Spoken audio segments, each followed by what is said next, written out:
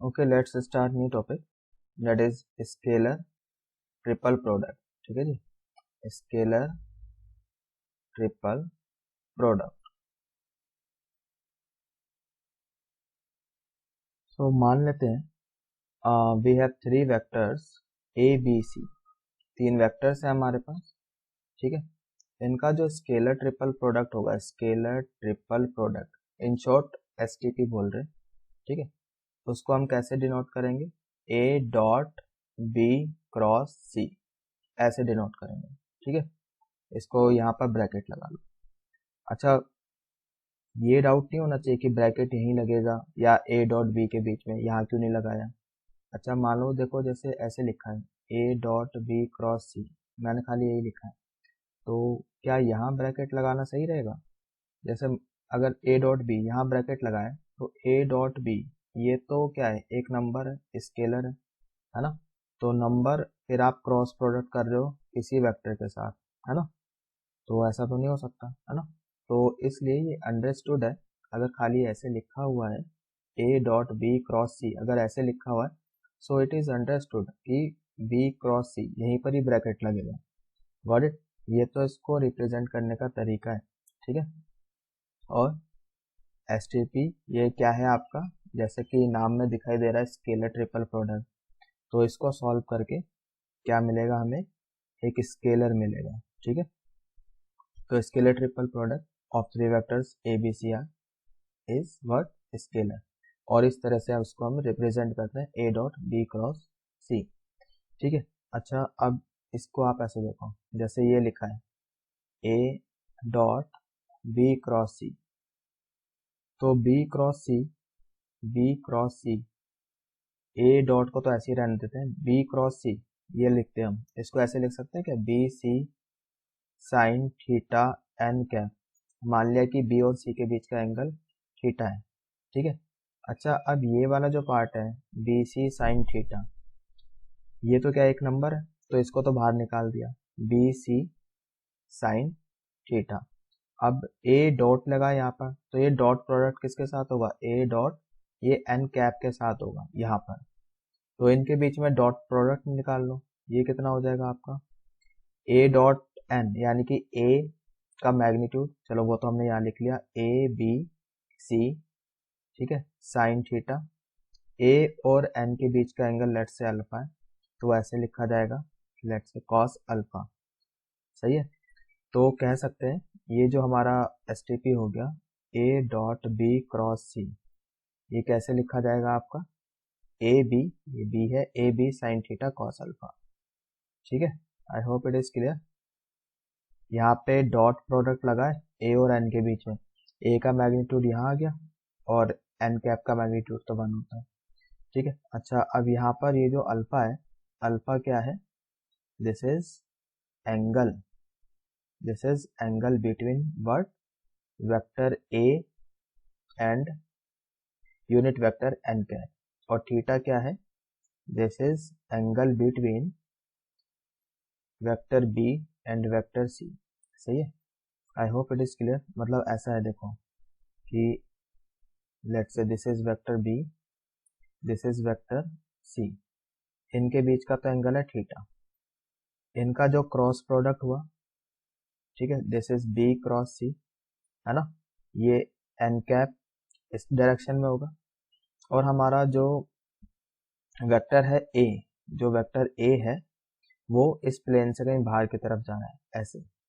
ठीक है, तो ये ए वेक्टर है हमारा, वेक्टर ए, तो ये इस एन कैप के साथ जो एंगल बना रहा है, एन कैप के साथ जो एंगल बना रहा है, डेट इज अल्फा। सही है, I hope it is clear कि समझ में आ गया। It's a plane containing vector B and C. मतलब कुछ ऐसा है, अगर मैं दिखाऊं आपको कि जैसे मान लो ये बी और सी ये तो एक ही प्लेन में, और ये है वेक्टर ए। ठीक है, ये इस प्लेन से बाहर जा रहा है, ऐसे देखो, ये इस प्लेन से बाहर जा रहा है। सही है, तो बी क्रॉस सी की तो डायरेक्शन ऐसे, ये बी है, ये सी है, बी क्रॉस सी की डायरेक्शन ऐसे, ये अल्फा बाहर जा रहा है आपका, तो ये, ठीक है, बी क्रॉस सी डायरेक्शन के साथ जो एंगल बना रहा है that is alpha. I hope it is clear, समझ में आ गया है। ठीक है, आगे चलते हैं। इसका ज्योमेट्रिकल इंटरप्रिटेशन देखते हैं कि क्या होगा। Geometrical interpretation of STP, geometrical interpretation of STP.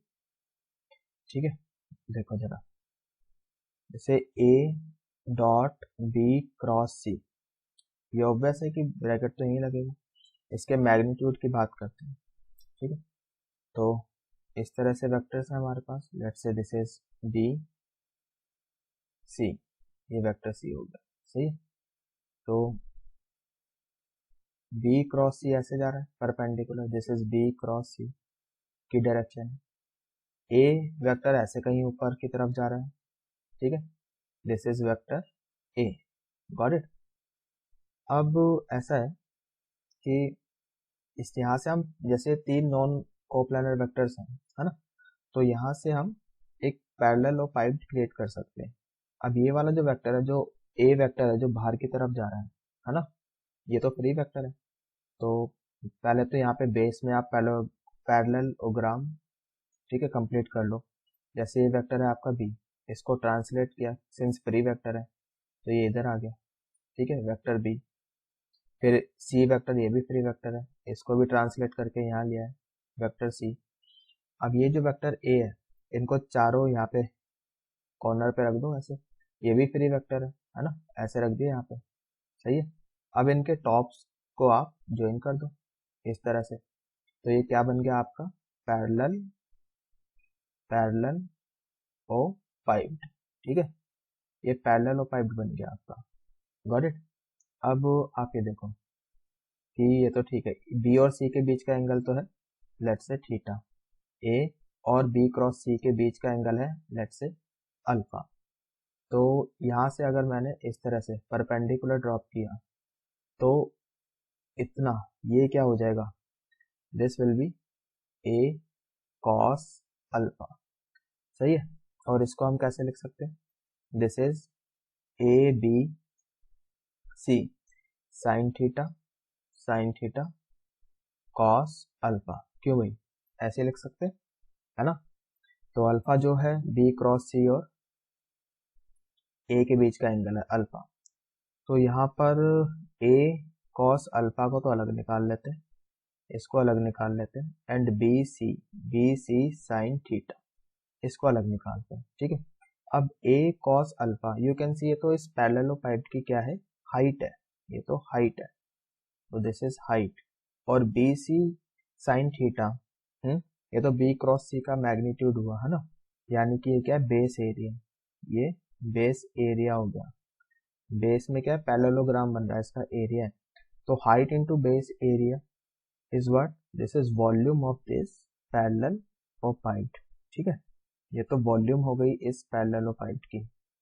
तो यानी कि कहने का क्या मतलब है, जो एसटीपी है, एसटीपी ये क्या रिप्रेजेंट करता है, वॉल्यूम ऑफ पैरेललोपाइड। ठीक है, parallelepiped, I hope it is clear, समझ में आ गया। ठीक है, formed by volume of parallelepiped, पूरा ही लिख लो, formed by the vectors A B C, got it, that is volume of parallelepiped क्या हो गई, बॉक्स ए बी सी। मतलब ये लिखने का तरीका है, एसटीपी को ऐसे भी लिख सकते हैं। ठीक है, I hope it is clear. तो आप कुछ इसकी प्रॉपर्टीज देख लेते हैं। तो एसटीपी क्या होता है पता चल गया, इसका ज्योमेट्रिकल इंटरप्रिटेशन क्या होता है पता चल गया, है ना। नाउ इसको तो आप नोट करके लिख लो, जैसे A dot B cross C, STP ऐसे लिखते हैं, है ना। इसी को लिखने का तरीका है ऐसे, ए बी सी बॉक्स। ठीक है, ऐसे बॉक्स में रख देते हैं, गॉट इट। अब कुछ प्रॉपर्टीज वगैरह देख लेते हैं।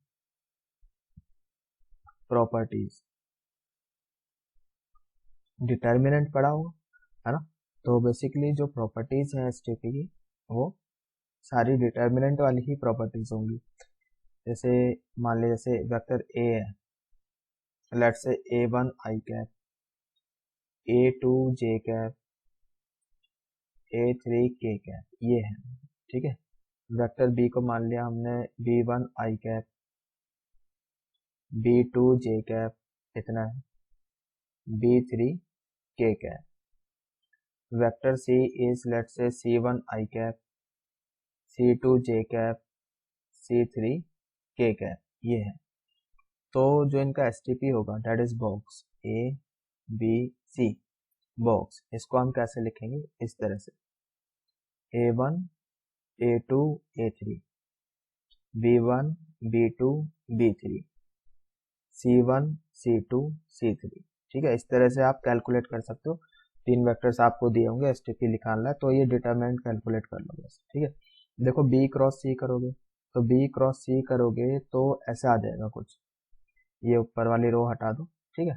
यहाँ पे क्या लिखा होगा, आई कैप जे कैप के कैप, ठीक है। ये तो B क्रॉस के आ जाएगा।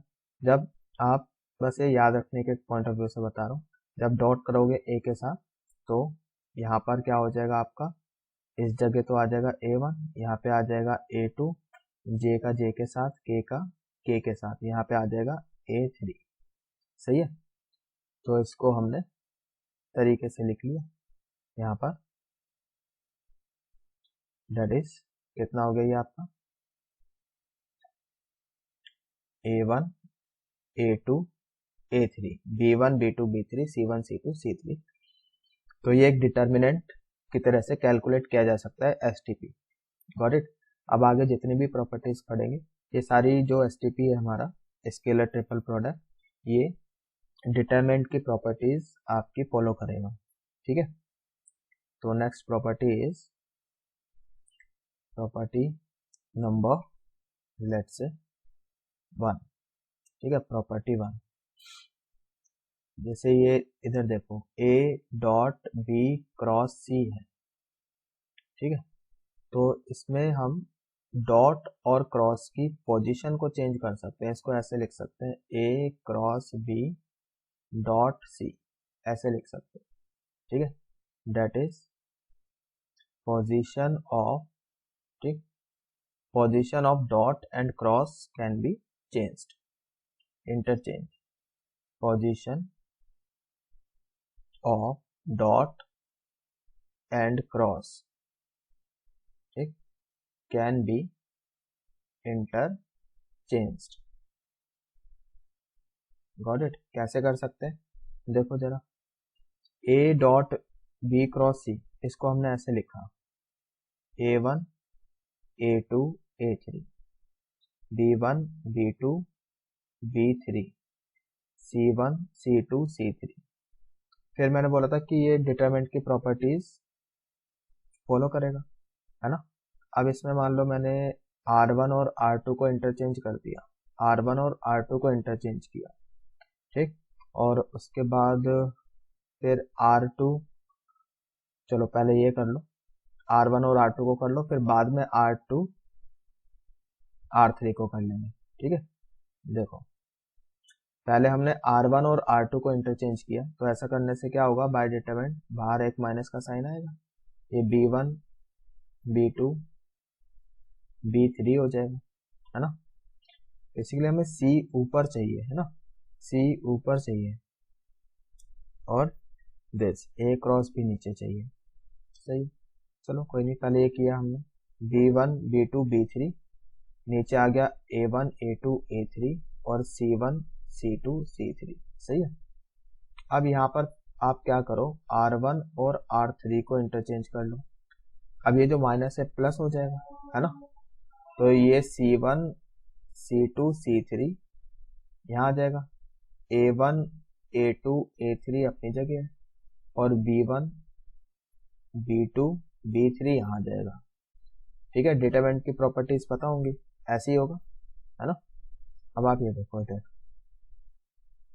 अब इस चीज को हम कैसे लिख सकते हैं, इसको ऐसे लिख सकते हैं ना, C डॉट, इसको ऐसे लिख सकते हैं C dot A cross B, ठीक है। तो इनिशियली यहाँ तो ऐसे लिखा था A dot B cross C, अब हम लिख रहे हैं C dot A cross B.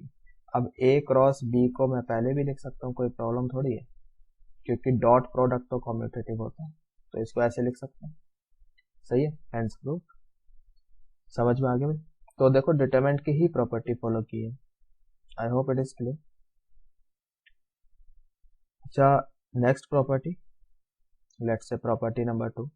जैसे बॉक्स ए बी सी ये लिखा है, ठीक है, this will be equal to box B C A, this is further equal to box C A B.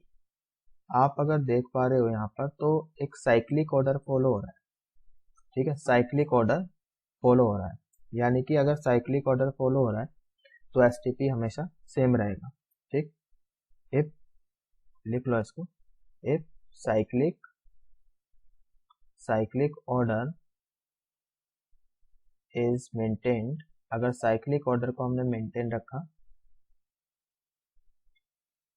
Then STP remains same, ठीक है, STP remains same. कैसे कह सकते हैं? वही डिटरमिनेंट वाली प्रॉपर्टीज, रोज को इंटरचेंज करते जाओ, ठीक है, बराबर ही आएगा। देखो जैसे यहाँ पर इसको तो हमने ऐसे लिखा, A1 A2 A3, B1 B2 B3, C1 C2 C3, सही है।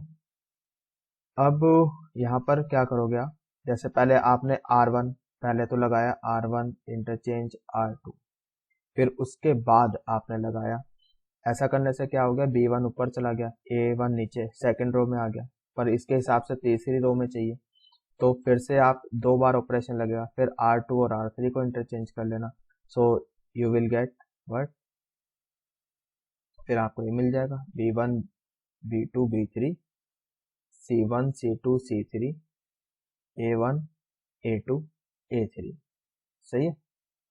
तो ऐसे ही आगे भी चल सकते हैं, ठीक है। I hope it is clear. तो डिटरमिनेंट वाली प्रॉपर्टीज ही लग रही है, गॉट इट। अच्छा, अगर ये साइक्लिक ऑर्डर मेंटेन नहीं हुआ, लाइक ऐसा हो गया, देखो इधर मैं क्या बोल रहा हूँ कि अगर ऐसा हो गया जैसे A B C cyclic order maintain नहीं हुआ, अगर ऐसे लिख दिया, उल्टा लिख दिया, सी बी ए ऐसे लिख दिया, अब एक माइनस का फर्क पड़ जाएगा, ठीक है, अब एक माइनस का फर्क पड़ जाएगा। कैसे पड़ जाएगा वो आप देखो, इसको हमने ऐसे लिखा, A1 A2 A3, B1 B2 B3, C1 C2 C3, ठीक है। तो B तो यहाँ भी मिडल में है, यहाँ भी मिडल में, A और C चेंज हुआ है, यानी कि हमने R1 यहाँ पे क्या किया है, R1 और R3 को चेंज किया है, इंटरचेंज किया है, तो ऐसा करने से एक माइनस का साइन बाहर आ जाएगा, है ना। तो C1 C2 C3 ऊपर चला जाएगा, B1 B2 B3 बीच में ही है, ठीक है, और A1 A2 A3 यहाँ आ गया, तो इसको हम ऐसे लिख सकते हैं फिर CBA, क्यों भाई, लिख सकते हैं ना। आई होप समझ में आ गया। तो ये हो जाएगा आपका, ठीक है जी। राइट, नाउ आगे चलते हैं next property. Next property is, कितनी होगी, 2 प्रॉपर्टी हो गई है। Next property, property number 3। अब मान लो कुछ ऐसा है, ए बी और यहाँ पर हमने इसके साथ मल्टीप्लाई कर लिया के, ठीक है, ये कर लिया।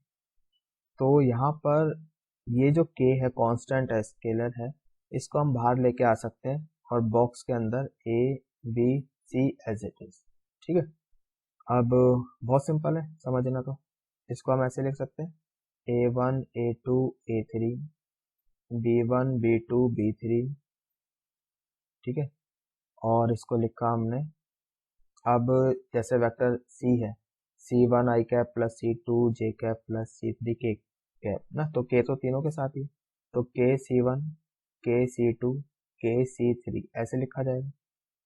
तो डिटरमिनेंट की प्रॉपर्टी से ये जो K है ये रो 3 से बाहर आ जाएगा, टेकिंग के कॉमन फ्रॉम R3, है ना।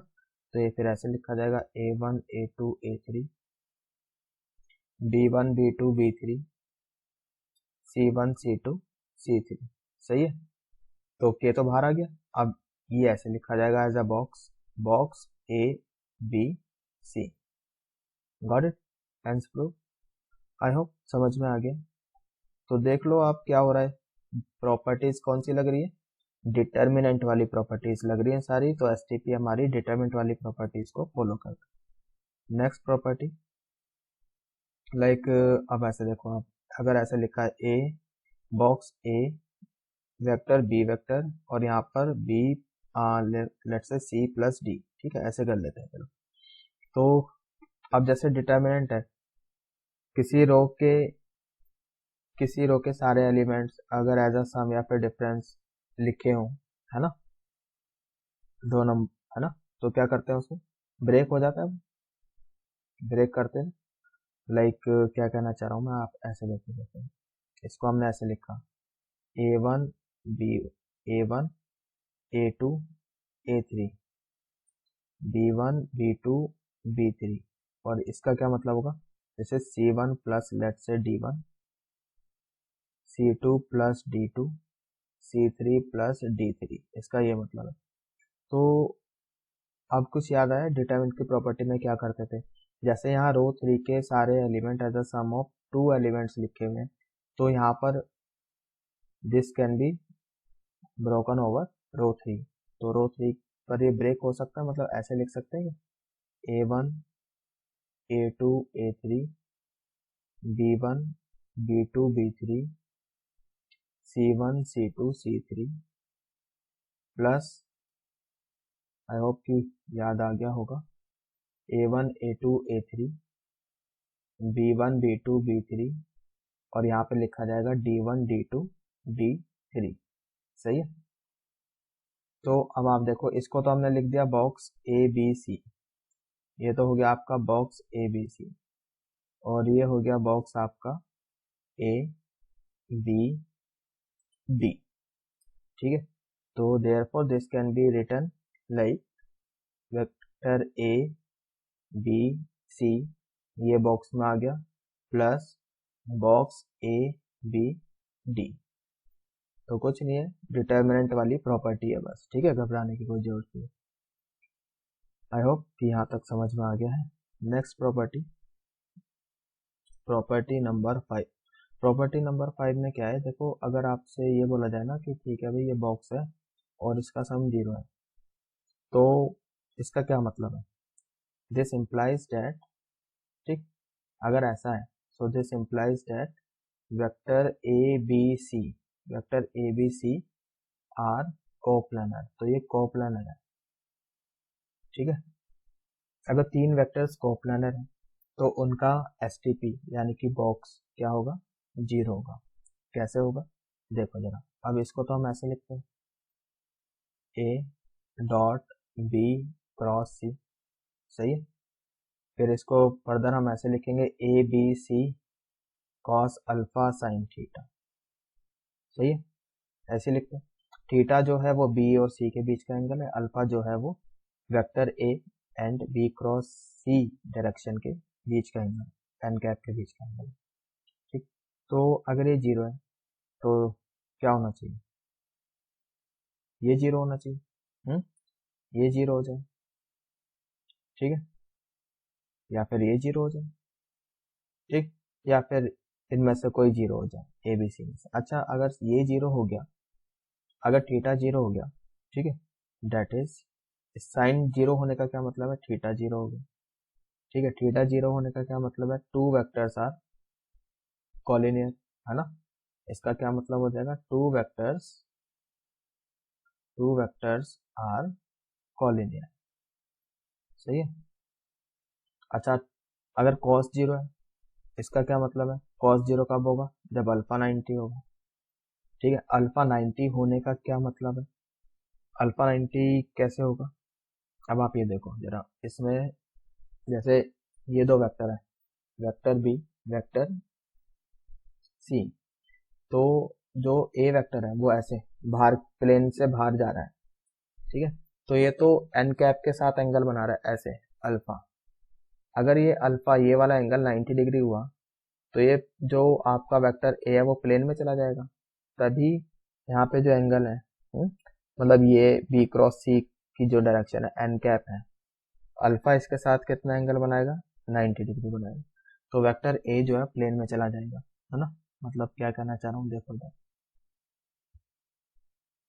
देखो ये तो B, let's say this is vector B and this is C, ठीक है, this is vector C.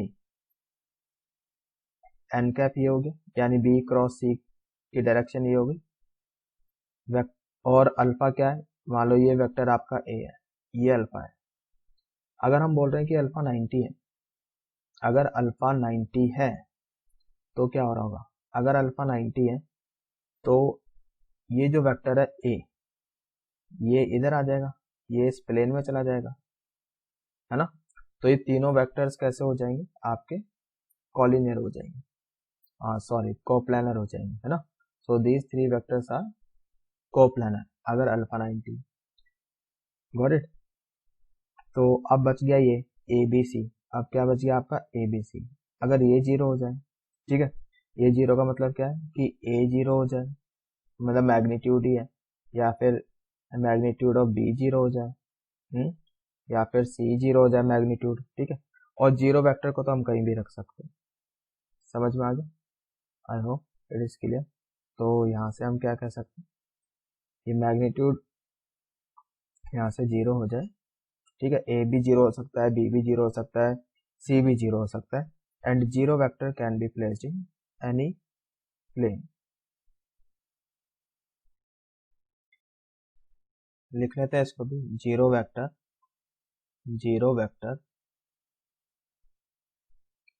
Can be placed in any plane, in any plane. सही है भाई, आई होप ये समझ में आ गया। Next property number let's say 6, ठीक है। इसमें क्या है, अगर जैसे हमारे पास तीन वेक्टर्स हैं ए बी सी, ठीक है, अगर कोई भी वेक्टर हमारा जीरो हो गया, ऐसे लिखा है ए जीरो, फिर यहाँ पे चलो ए और बी, ठीक है, इनका बॉक्स पूछा यानी कि इनका एसटीपी, तो ये जीरो हो जाएगा, ठीक है। एक वेक्टर जीरो हो गया मतलब, जैसे ये तो डिटरमिनेंट को रिप्रेजेंट करता है, तो यानी कि एक जो डिटरमिनेंट है उसकी एक रो के सारे एलिमेंट्स क्या हो गए, जीरो जीरो जीरो, तो ऑब्वियस है फिर डिटरमिनेंट की वैल्यू क्या होगी, जीरो हो जाएगी, है ना। तो यहाँ पे लिख सकते हो आप, if if any one if any one of the three vectors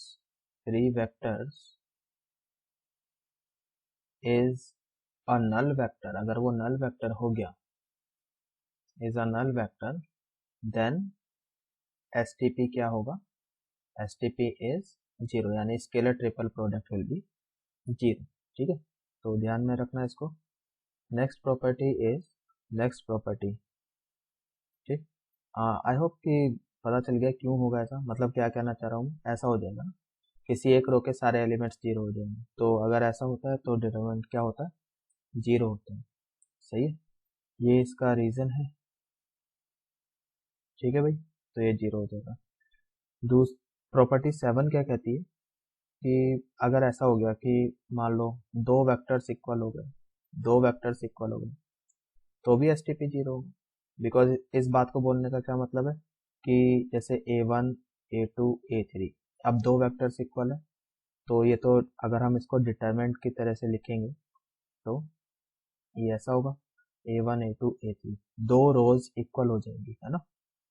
और क्या होता है जब दो रोज इक्वल होती है डिटरमिनेंट में, तो यहाँ पे क्या है आपका R1 और R2 दोनों इक्वल है ना, तो इसलिए जीरो है। समझ में आ गया, तो इसको भी आप लिख लो, if any two of the three, if any two of the three vectors are equal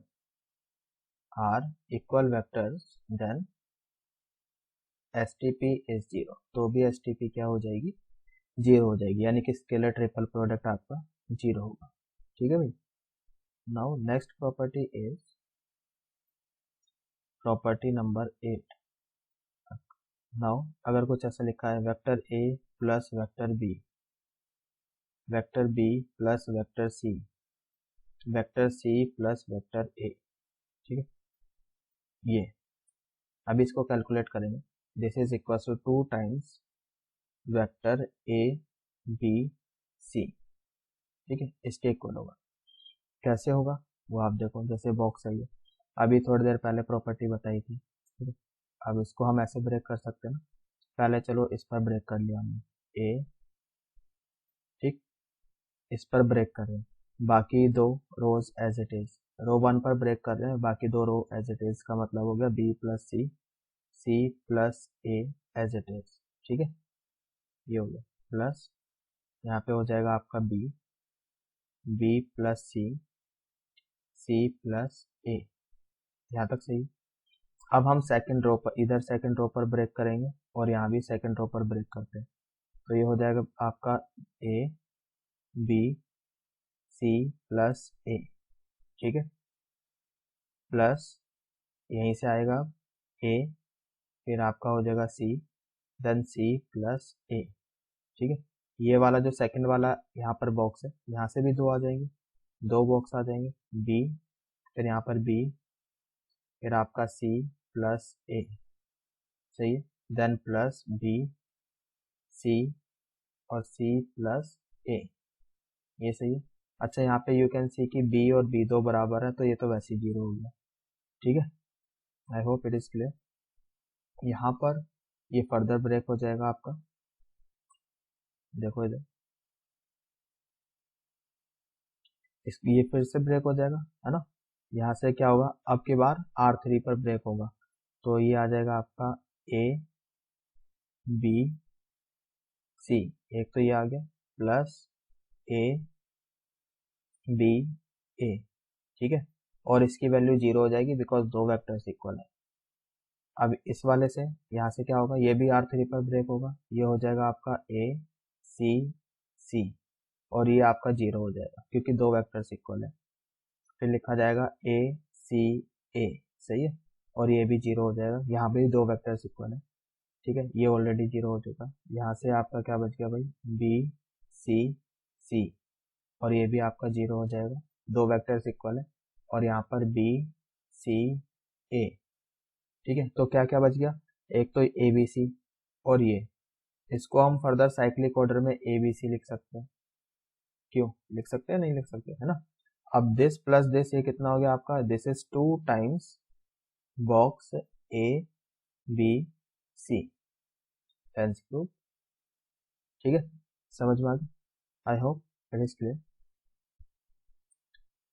now next we है, तो ये कुछ प्रॉपर्टीज थी, एक चीज हम नोट कर सकते हैं यहाँ पे, अगर कुछ ऐसा है जैसे कि like box, let's say alpha 1 vector A plus alpha 2 vector B plus alpha 3 vector C, ठीक, then let's say beta 1 vector A plus beta 2 vector B plus beta 3 vector C, then gamma 1 vector A gamma 2 vector B plus gamma 3 vector सी।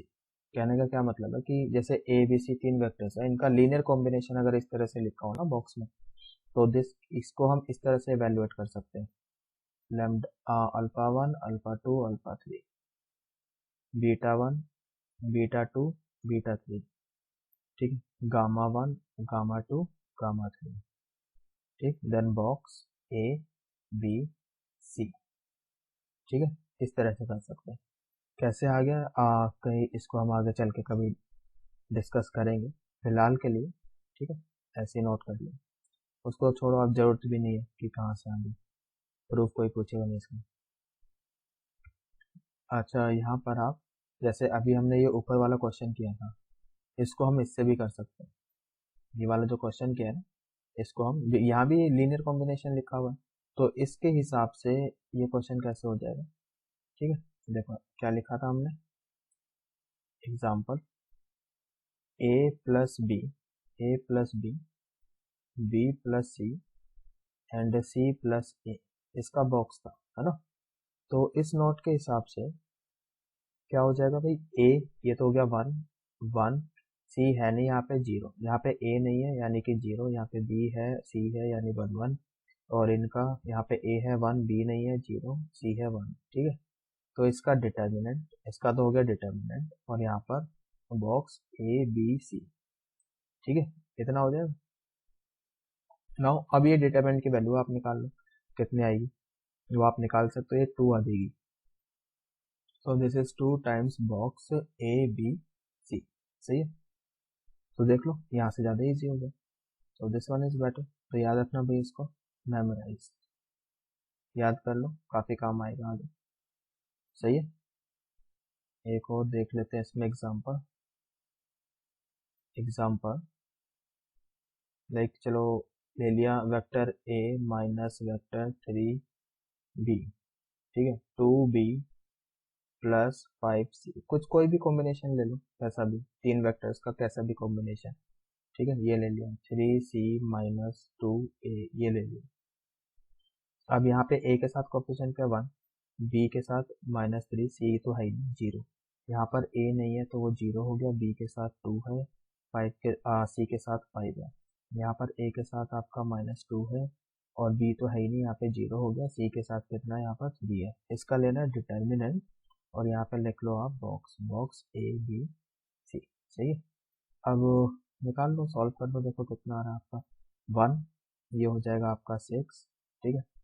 तो 1 6 minus 0 minus minus plus, ये gate 3 है, तो ये 3 into 0, और ये कितना हो जाएगा +10, तो 0 + 10 इतना हो गया, और ये आपका 0 हो गया, सही है, इतना आ जाएगा। और यहाँ पर बॉक्स ए बी सी, यहाँ तक सही है। तो ये कितना आ गया भैया आपका 6, हाँ जी 36 हो गया, है ना।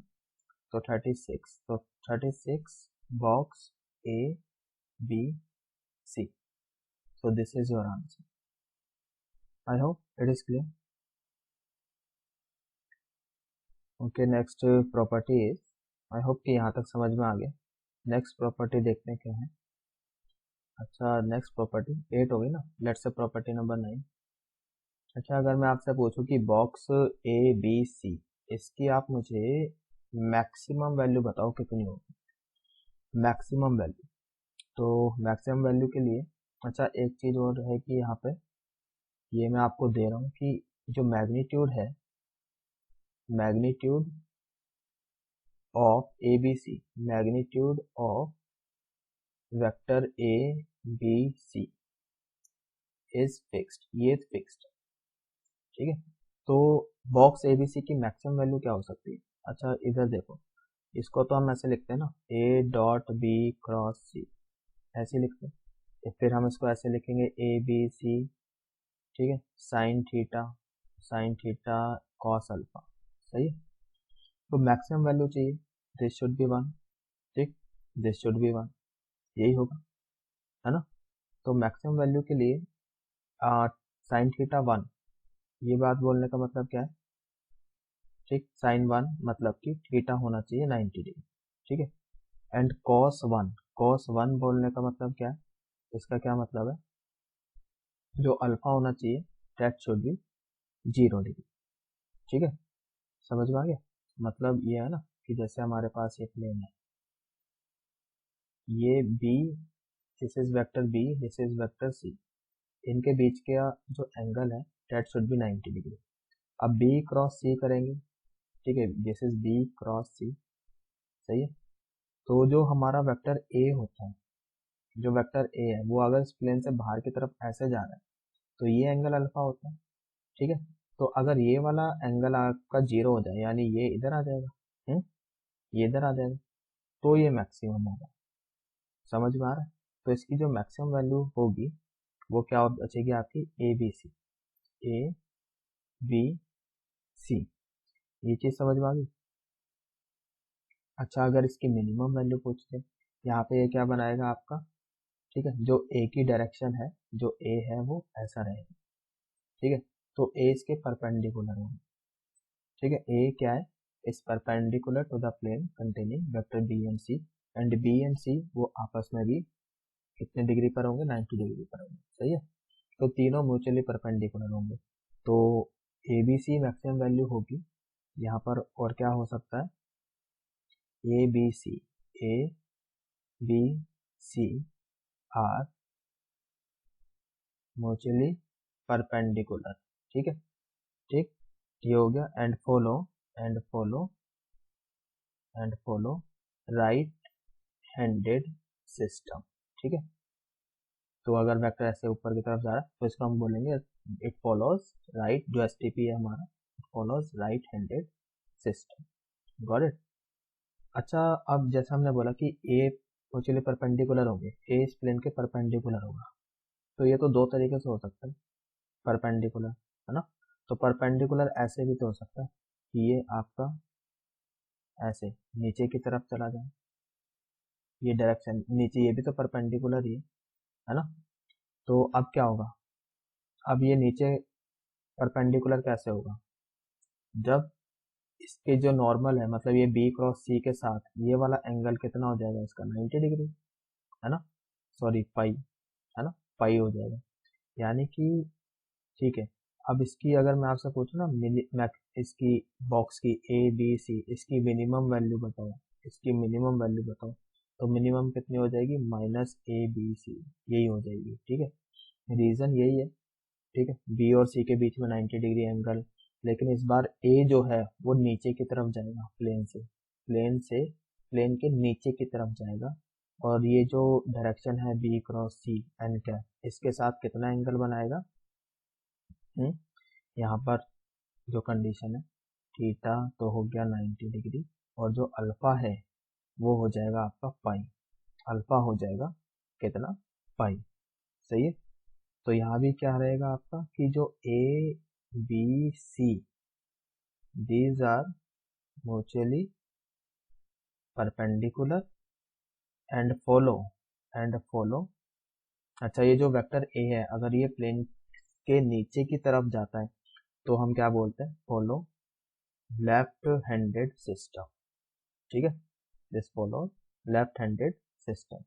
अच्छा, ये जो left handed system right handed system है, ये तो वेक्टर्स के जैसे एसटीपी है उसके साइक्लिक ऑर्डर की बात है, अगर मान लो इसको हम कह रहे हैं कि it follows right handed system, तो और अब मैं लिख रहा हूँ फिर बी ए सी, देन इसको मैं बोलूँगा लेफ्ट हैंडेड सिस्टम, ठीक है, so remember this, I hope it is clear now.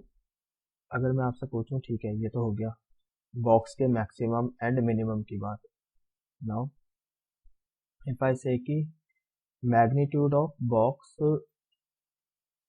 A B C, इसकी मिनिमम वैल्यू बताओ, अभी ऊपर तो हमने क्या बोला कि minimum minus A B C है ना, ये बोला ना, तो अब अगर मैंने मैग्नीट्यूड लगा दी तो मैग्नीट्यूड लगाने से क्या होगा, अब मिनिमम तो फिर जीरो ही हो सकती है ना, क्योंकि मैग्नीट्यूड लग गया, अब नेगेटिव तो हो नहीं सकता, तो मिनिमम तो क्या होगा, जीरो ही होगा।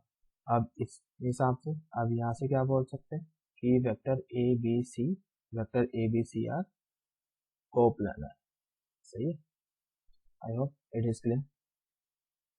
देन अगर मैं बोलूँ यहाँ पर आपसे कि मुझे इसकी मैक्सिमम वैल्यू बताओ, magnitude box A B C, इसकी मैक्सिमम वैल्यू बताओ, तो पहले अगर जब मोड नहीं था तो मैक्सिमम वैल्यू क्या थी, ए बी सी पॉजिटिव में, अभी भी यही रहेगी, अब क्या दिक्कत है ना, अभी भी यही रहेगी, लेकिन अब की बार A B C these are mutually perpendicular, पहले भी था यहाँ पर ऊपर, वहां भी हमने बोला था कि म्यूचुअली परपेंडिकुलर होंगे, ठीक है, म्यूचुअली परपेंडिकुलर होंगे, लेकिन वहां पर, ठीक है, फर्क पड़ रहा था ना कि अल्फा क्या था, थीटा, अल्फा यहाँ पे ऊपर तो था आपका 0 डिग्री, और नीचे वाले केस में, मिनिमम वाले केस में था पाई, लेकिन मैग्नीट्यूड लगाने से इस बात का फर्क नहीं पड़ता कि अल्फा किस डायरेक्शन में है, मतलब ए किस डायरेक्शन में, नीचे की तरफ या ऊपर की तरफ।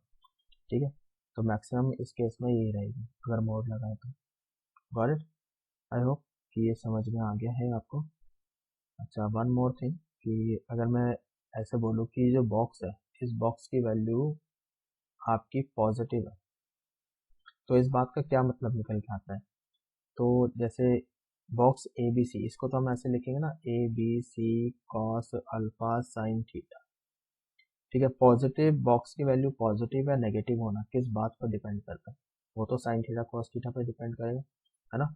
अच्छा, साइन थीटा ये तो पॉजिटिव है ना, क्योंकि यहाँ पे थीटा आपका 0 से पाई हो सकता है, ये भी पॉजिटिव है मैग्नीट्यूड से। ठीक है, बात सिर्फ कॉस पर डिपेंड करेगा, कॉस कैन बी नेगेटिव और पॉजिटिव। सही है, तो ये तो कॉस पर डिपेंड करेगा कि बॉक्स की वैल्यू नेगेटिव होगी या पॉजिटिव होगी। अब ये क्या है, अगर ये राइट हैंडेड सिस्टम फॉलो करता है, राइट हैंडेड सिस्टम, फिर तो ये पॉजिटिव है। ठीक है, मतलब वही कि ये इस तरह से बी सी और ए ऐसे प्लेन के ऊपर से बाहर, ये हो गया आपका एन, एन क्या है ना, ये प्लेन से ऐसे ऊपर की तरफ बाहर निकल रहा है। और अगर ये नीचे की तरफ, तो नीचे से बाहर निकल जाए, मतलब इस तरह से कहना चाह रहा हूँ कि ए ऐसे चला जाए, तो ये एन कैप के साथ बनाएगा ऑब्ट्यूस एंगल। ये एक एंगल कैसा हो जाएगा? ऑब्ट्यूस। फिर तो ये जो एस टी पी है आपका बॉक्स, ये क्या आ जाएगा आपका? Less than 0। और सिंस नीचे की तरफ गया प्लेन से, तो इसको हम बोलेंगे लेफ्ट हैंडेड सिस्टम। ठीक है, this is right handed system अगर ये ऊपर की तरफ बाहर निकला है। सही है, देखो जैसे कि बी और सी ये एक प्लेन में, ये वेक्टर आपका ए, अगर ये प्लेन से ऐसे बाहर निकल रहा है फिर तो राइट हैंडेड सिस्टम, और प्लेन में आ गया फिर तो कोप्लानर। ठीक है, और नीचे चला गया, ऐसे नीचे चला गया, ठीक है, फिर तो क्या हो जाएगा? ये left handed system. Got it? I hope कि ये समझ में आ गई। ओके, चलिए ये तो थी कुछ प्रॉपर्टीज, एसटीपी हमारा फिनिश हो चुका है। कुछ एग्जांपल्स देख लेते हैं, एक दो जितने भी हो पाएंगे एग्जांपल्स देख लेते हैं कुछ। ठीक है, example, find lambda, find lambda if, lambda की वैल्यू चाहिए। ठीक है, ये लैम्डा लिखा हुआ है, this is lambda. Find lambda if vector A, vector A कुछ भी ले लिया, लेट्स से 1 2 3, वेक्टर बी। ठीक है, आई होप इसमें कोई किसी को कोई दिक्कत नहीं है, ये मैं स्टार्टिंग में बता चुका हूँ, इस तरह से लिखता हूँ मैं। इसका मतलब है आई कैप प्लस 2 जे कैप प्लस 3 के कैप। ठीक है, एंड देन 3 4 7 ले लिया, वेक्टर सी हमने ले लिया लेट्स से लैम्डा 1 2 लैम्डा, और बोल दिया कि दीज वेक्टर्स आर कोप्लानर। अगर ये वेक्टर्स आपके कोप्लानर है तो लैम्डा की वैल्यू बताओ। तो अगर कोप्लानर है, इस बात का क्या मतलब है? एस टी पी कैसा है? 0 है।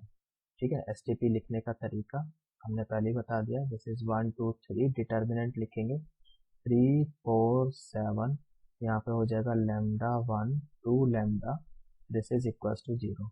ठीक है, रेस्ट इज योर कैलकुलेशन। बाकी तो अब बस कैलकुलेशन है, इसको आप सॉल्व कर सकते हो। चलिए कर लेते हैं इसको। हम लिखा 1 1 के साथ आ जाएगा आपका 4 into 2 we get 8 lambda minus 7।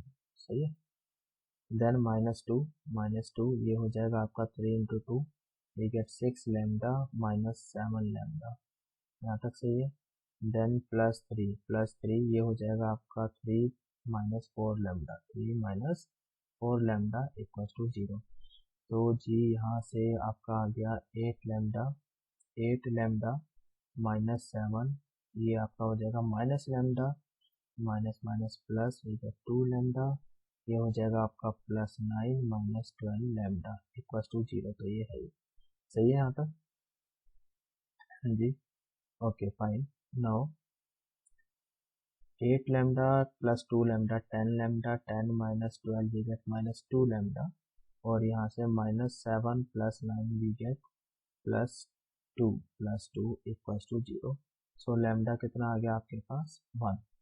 ठीक है, सो ये आपका आंसर होगा। आई होप कि समझ में आ गया है।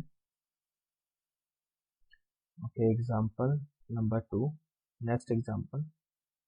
अब लेट्स से हम 4 पॉइंट्स ले लेते हैं, ठीक है, 4 पॉइंट्स है वो कोप्लानर है, और लेट्स से 1 2 3, एक पॉइंट ये हो गया, दूसरा हो गया आपका लेट्स से 2 4 8, एंड सी ले लिया हमने 7 -3 8, और एक पॉइंट ले लिया हमने डी। यहाँ पर कुछ अननोन हम इंट्रोड्यूस कर देते हैं, लेट्स से लैम्डा 1 1, और क्या बोल रहे हैं, दीज पॉइंट्स आर कोप्लानर। अगर ये कोप्लानर पॉइंट्स हैं, coplanar, find lambda, find lambda, ठीक है। तो कुछ ऐसा भाई, देखो ऐसे पहले तो चलो ये 4 पॉइंट्स लगा लेते हैं। ए, यहाँ पे हो गया बी सी डी, ठीक है, ऐसे पॉइंट्स है बी सी डी। तो एक तो हम ये वेक्टर बना लें, A B A C A D, ये एक ही प्लेन में लाई करेंगे, ठीक है, ये कोप्लानर हो जाएगा। तो 4 पॉइंट से ये 3 वेक्टर्स आप बना लो, ठीक है। फिर उसके बाद ये एस टी पी 0 लगा लो, सिंपल, ठीक है। तो चलिए फिर बना लेते हैं वेक्टर ए बी बना लो। ए बी वेक्टर कैसे बनेगा, 2 -1 we get 1, 4 -2 we get 2, 8 -3 we get 5, ये ए बी बन गया। Then A C vector A C, 7 -1 we get 6, -3 -2 we get -5, 8 -3 we get 5, ये वेक्टर ए सी बन गया। ए डी बना लो, ए डी लैम्डा -1, एक तो ये लैम्डा -1, then 1 -2 is -1, 1 -3 is -2, सही है। अब इसमें एस टी पी 0 कर लो, S T P 0। I hope कि बाकी आप कर लोगे काम। 1 2 5 6 -5 5, लैम्डा -1 -1 -2 इक्वल्स टू 0 कर लो, और यहाँ से आप लैम्डा की वैल्यू निकाल लो, ठीक है। कर सकते हो इतना काम, चलिए कर देते हैं आपके लिए ये काम भी, छोटा सा ही काम है। सो 1, ये हो जाएगा आपका माइनस, ये हो जाएगा 10 + 5, सही है, -2 वी गेट इधर -12, और ये हो जाएगा आपका -5 लैम्डा +5, सही है, एंड +5, ये हो जाएगा आपका -6, और ये माइनस माइनस +5 लैम्डा -5, सही, इतना इक्वल्स टू 0। तो ये तो हो गया आपका 15, और जी यहाँ पे कितना हो जाएगा, -12 + 5 इज -7 ना। तो चलो लिख लेते हैं पहले, -7 -5 lambda +5, -6 -5 is -11 +5 lambda equals to 0। अब ये हो गया आपका 15 minus minus plus, we get 14 here, +10 lambda, and -55 +25 lambda. तो ये कितना हो गया, 10 + 25 वी गेट 35 लैम्डा, 35 लैम्डा। और बाकी ये कितना हो गया, 15 + 14 29, 50 - 55, तो 55 - 29, ये कितना हो जाएगा, ठीक, 26 हो जाएगा ये आपका। ओके, -26 उधर गया 26, तो जी आपकी लैम्डा की वैल्यू आ गई 26/35। तो यही आपका आंसर, ठीक है। So this is your answer. I hope clear है, समझ में आ गया हो। चलिए नेक्स्ट एग्जांपल देखते हैं। Next example is prove that A cross B is equals to summation I cap A vector B, यानी इसका बॉक्स, और I कैप। क्या मतलब है इसका समेशन लिखने का, मतलब ये है कि A cross B equals to कुछ ऐसे लिखा है, I cap vector A vector B, इसका तो हो गया बॉक्स I, ठीक है, then plus A J cap B, यहाँ पे हो जाएगा आपका vector J cap, then A B K cap, इसका बॉक्स, और यहाँ पर K कैप, ठीक है। ये अच्छा, सिंस इफ यू रिमेम्बर, तो पहले लेक्चर में ये बताया था मैंने कि कोई भी वेक्टर है इसको हम ऐसे तो लिख ही सकते हैं कि आर डॉट आई कैप फिर I cap plus R dot J cap plus R dot K ठीक है। ऐसे हम इसको हमेशा ही लिख सकते हैं, किसी भी वेक्टर को ऐसे लिख सकते हैं। अब यहाँ पे आर की जगह आप क्या करो, ए क्रॉस बी रख दो, ए क्रॉस बी रख दो। तो आर की जगह आप जब रखोगे यहाँ पे ए क्रॉस बी, ये हो जाएगा आपका डॉट आई कैप, ठीक है।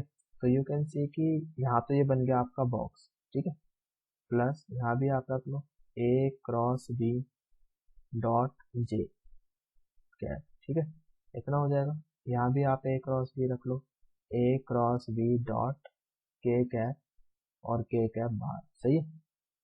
अब A cross B dot I, ये कितना हो जाएगा, बॉक्स हो जाएगा आपका ए बी आई कैप, सही है, ये बॉक्स हो गया। और आई कैप बाहर, ये भी आपका बॉक्स बन जाएगा ए बी जे, सही है। और जे कैप बाहर, ये भी आपका बॉक्स बन गया ए बी के, सही है। और यहाँ पे के कैप बाहर। अच्छा, जो प्रूव करना था, यू कैन सी कि यहाँ पे आई आ गया और आई ए बी लिखा है बॉक्स में, यहाँ पे ए बी आई, तो ये तो साइक्लिक ऑर्डर है, तो इसको हम ऐसे लिख सकते हैं, कोई प्रॉब्लम नहीं है।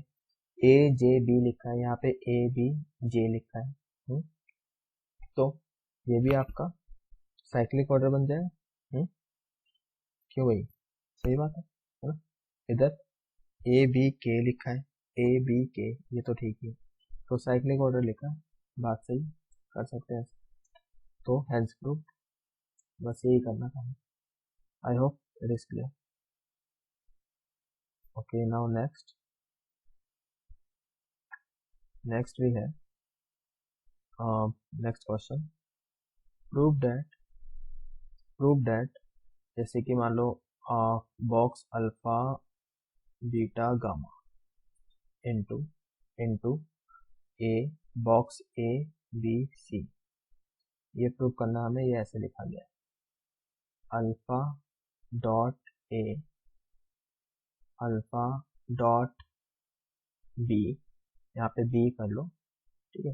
This is alpha dot B, alpha dot B alpha dot C, then beta dot A beta dot B beta dot C, then gamma dot A gamma dot B and gamma dot C, ये है, सही।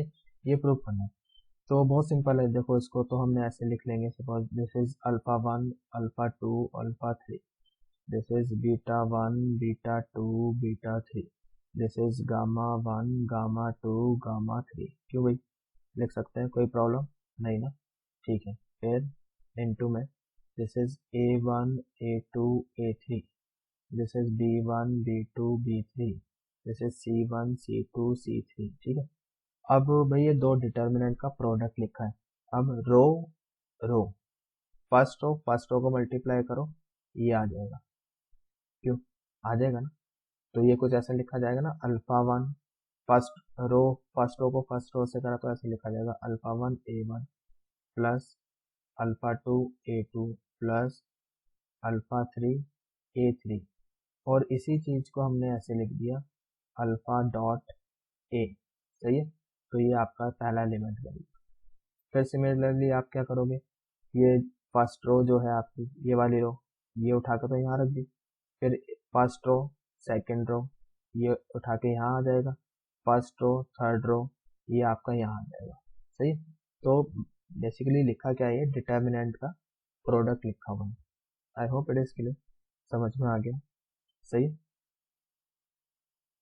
तो इसी base पर you can note कर लो इसको, देख, जैसे बॉक्स ए बी सी का whole square, box A B C का होल स्क्वायर, इस हिसाब से ये कितना हो जाएगा आपका, A dot A A dot A dot B A dot C, फिर आपका B dot A, B dot B, B dot C, सही है। और यहाँ पर ये हो जाएगा C dot A, C dot B और सी डॉट सी।